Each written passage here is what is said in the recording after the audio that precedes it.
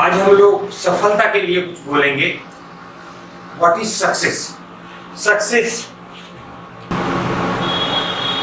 इसमें success is the progressive realisation of worthy goals and ideal. लगातार सतत सफलताओं को अर्जित करना ही सफलता है। इसका क्या अर्थ हुआ? इसका अर्थ है कि अगर हमने हाई स्कूल 90% के साथ पास कर लिया, लेकिन उसके बाद 12th में आप फेल हो गए, तो आप सफल व्यक्ति नहीं कहे जाएंगे। लगातार सफलताएं प्राप्त करना, दिस इज अर्ल नाइटिंगेल इस बात को बता रहे हैं। सक्सेस रेटिंग, सक्सेस रेटिंग, इसके जो पैरामीटर्स हैं, मापदंड हैं, इसको मापने का तरीका है सफलता को, वो सबका अलग अलग है, सबके लिए अलग अलग है। जैसे अगर हम ये कहें हाई स्कूल का एक विद्यार्थी, हाई स्कूल, तो वो उसको 33% मिलते हैं, तो उसको हम कहते हैं सफल हो गया। उसको 11th में एडमिशन मिल जाता है, आगे की परसेंटेज की बात छोड़ दीजिए, लेकिन 33% पे वो सफल कहलाता है। लेकिन अगर वो विद्यार्थी इंजीनियरिंग का है, तो कहते हैं कि नहीं, मिनिमम 40% मिलने चाहिए, तब वो अगली क्लास में प्रमोट होगा या फाइनल एग्जाम पास कर सकता है 40% के बाद। इसको अगर ऐसे कहें कि मेडिकल साइंस में 50%, तो ये हमारे परसेंटेज का पैरामीटर बदलता जा रहा है। लेकिन आप इसको ऐसे मानिए, कभी कभी ये आप सुनने को मिलता है कि एक जो SLV1, SLV2, 3, 4, एक कोई स्पेस व्हीकल हमें आसमान में छोड़ना है, लेकिन उसको एक सही समय पे आके, जब वो छोड़ना था उससे एकदम पहले आके उसको लॉन्च को रोक लिया जाता है, क्योंकि उसमें एक थोड़ी सी कमी रह गई थी। कुछ या तो वो मॉइस्चर आ गया, या कुछ वायरस आ गया, या कोई दूसरा कारण आ गया, तो उसको व्हीकल की जो लॉन्च है उसको रोक लिया गया। और कमी कितनी थी? 0.0001%। इसका क्या मतलब हुआ कि व्हीकल को, स्पेस व्हीकल को आगे भेजने के लिए स्पेस में हमको 100% सफलता की जरूरत है। तो parameters are changing from 33 to 100।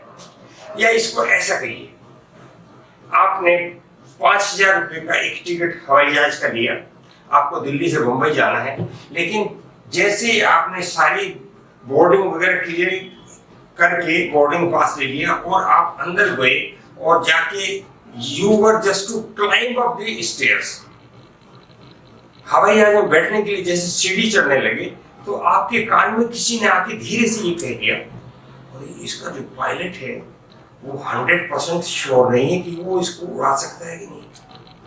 क्या आप ऐसे हवाई जहाज में कभी बैठेंगे जिसका पायलट 100% श्योर ना हो? मीन्स यहाँ हमें पायलट बनने के लिए 100% सफलता की जरूरत है। अब इसका दूसरा पहलू देखिए। दूसरा पहलू, एक व्यक्ति है, उसका नाम हरफूल सिंह है, और वो एक बिचपड़ी गांव का रहने वाला है। उसके 3 संतान हैं। एक बड़े मिलिट्री में ब्रिगेडियर हैं, उससे छोटे यूनिवर्सिटी में प्रोफेसर हैं। तीसरी लड़की है, उसकी बहुत बढ़िया घराने में शादी हुई है। उसके 50 बीघे जमीन है, 2 ट्यूबवेल हैं, 2 ट्रैक्टर हैं। लोग उसको कहते हैं देखो कितना सफल आदमी है, लेकिन वो कभी स्कूल में गया ही नहीं। 0% पे भी इतना सफल आदमी है, तो फिर ये सफलता है क्या? सफलता एक इमोशनल लैंग्वेज है, इमोशनल हमारी मापदंड है कि हमने इसको सफल मान लिया, इसको नहीं माना। 33% पे भी सफल है और 99% पे भी असफल है, अनसक्सेसफुल है। इसका एक कमाल और देखिए, जो ये रेस कोर्स है जिसमें घुड़दौड़ होती है, उसमें जो फर्स्ट आता है, जो सबसे पहले आने वाला घोड़ा है, उसकी जो प्राइज मनी है it is several times more than the second one. जो दूसरा घोड़ा है वो मुश्किल से 1 या 2 सेकंड पीछे है, लेकिन पहले आने वाले की प्राइज मनी ज्यादा होती है, तो सफलता को हर कोई सलाम करता है। या इसको ऐसा मानिए कि जैसे आजकल एग्जाम चल रहे हैं, तो अभी होने थोड़े दिन बाद नीट के एग्जाम होंगे, और ऐसा मान लीजिए कि नीट में क्वालिफाई कर एमबीबीएस की परीक्षा के लिए नीट होता है, उसमें कट ऑफ मार्क्स ऐसा मान लीजिए 80% है सपोज, और एक स्टूडेंट है उसके हैं 79.5%, तो वो 0.5% से फेलियर में है। इसका मतलब ये हुआ कि कहीं कहीं आपको एक हम मापदंड तय कर देते हैं कि इससे नीचे फेल माना जाएगा, इससे आगे सफल, इससे पहले असफल। ये हमारी अपनी तय हुई की हुई परिभाषा है। हम मान लेते हैं कि हाँ ये सफल है और ये असफल है।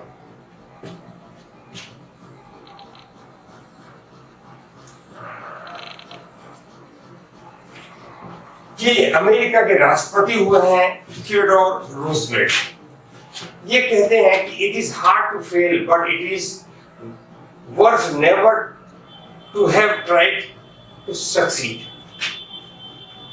ये फेल होना कोई बढ़िया बात नहीं है, लेकिन उसके लिए प्रयास बिल्कुल ना किया जाए सफलता के लिए, ये और ज्यादा खतरनाक बात है। तो प्रयास जरूर करना चाहिए। मैं आपको एक ऐसे व्यक्ति के बारे में बताता हूं। पहले हमने एक विद्यार्थी के बारे में बताया था, आज मैं एक और व्यक्ति के बारे में बताता हूं कि ये एक life history of a famous person, एक जीवन यात्रा है एक बहुत सफल आदमी की। जब when he was 21 years of age, 21 साल के थे, तब वो बिजनेस में फेल हो गए। 22 साल के थे तो डिफीट इन एन इलेक्शन में खड़े हो गए मौज में और हार गए। 26 साल के थे, उसकी पत्नी का देहांत हो गया। 27 years of age, nervous breakdown, मानसिक संताप हो गया, डिप्रेशन में चले गए। 47 years of age, defeat in vice presidential election, vice president का इलेक्शन लड़ के हार गए। At the age of 52, he became president of USA and he was none other than Abraham Lincoln. इसका क्या अर्थ हुआ? He became the president of USA. इसका अर्थ हुआ कि हर एक सफलता के पीछे बहुत सारी असफलताएं छुपी हुई हैं। एक असफलता से आप सोच के कि मैं असफल हो गया, अपने आप का मन छोटा मत कीजिए, अपने आप को हताश मत मानिए, आगे बढ़ने का रास्ता ढूंढिए। बल्कि मैं तो यहाँ तक कहूंगा कि सफल होने के लिए असफल होना बहुत जरूरी है। अच्छा, ये देखिए इसमें हमारे वेद क्या कहते हैं। ये एक ऋग्वेद का एक है, कर्तव्य में दक्षिणे हस्ते जयो में सर्वे आहिता। मेरे दाएं हाथ में मेरा कर्म है और बाएं हाथ में मेरी सफलता रखी हुई है। मीन्स इसका अर्थ हुआ कि कर्म और सफलता साथ साथ चलती हैं, अकेली नहीं चलती। मैं आपको एक बहुत बढ़िया स्टोरी सुनाना चाहता हूँ। ये एक सज्जन है लिमियंस्की, इंटरनेशनल ओलंपिक यॉट प्रतियोगिता, जो समुद्र में ये नौकायन उसकी प्रतियोगिता, उसमें जो सबसे आगे जा रहे थे वो कम से कम अपने दूसरे साथी से जो उससे 10 मीटर आगे थे। आगे जाते जाते उन्होंने पीछे मुड़ के देखा, अरे मेरे जो पीछे वाली बोट में जो आदमी आ रहा है उसकी बोट तो पलट गई और उसमें जो आदमी बैठा तो वो डूब रहा था।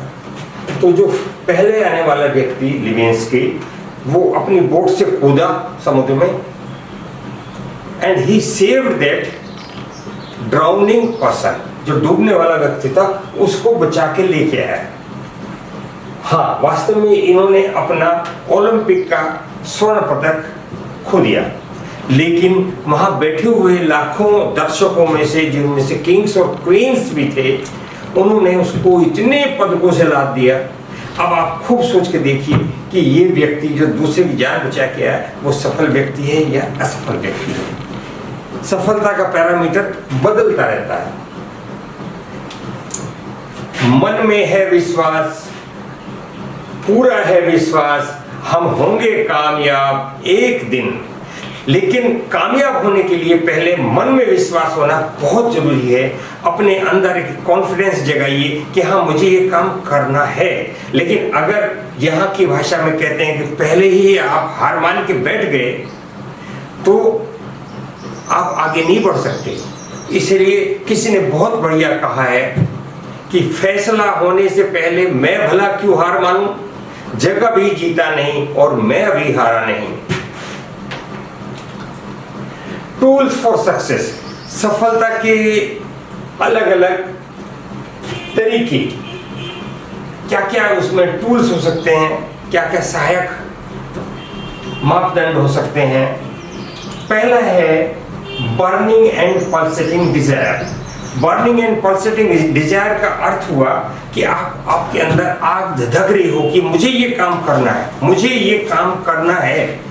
उसके लिए चाहे कितनी भी आपत्तियां आए, कितनी भी विपत्ति आए, कितनी भी बाधाएं, लेकिन मुझे ये काम करना है।